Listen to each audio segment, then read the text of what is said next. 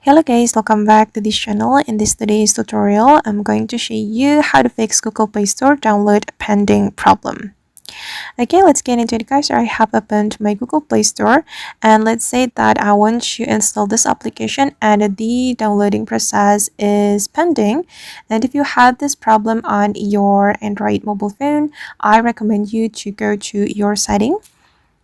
I'm going to click on my settings and then we're going to go to the apps setting. You can scroll down until you find the app setting or app manager, and after that you're going to open the Google Play Store. Wait guys, it's still loading. Okay, you can scroll down until you find the Google Play Store, this one, and I recommend you to go to the storage and delete the cache and the app data. I'm just going to delete both of them.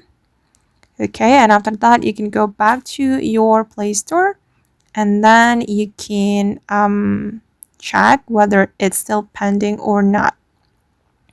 Alright guys, and that's all the way to fix Google Play Store download pending on Android mobile phone.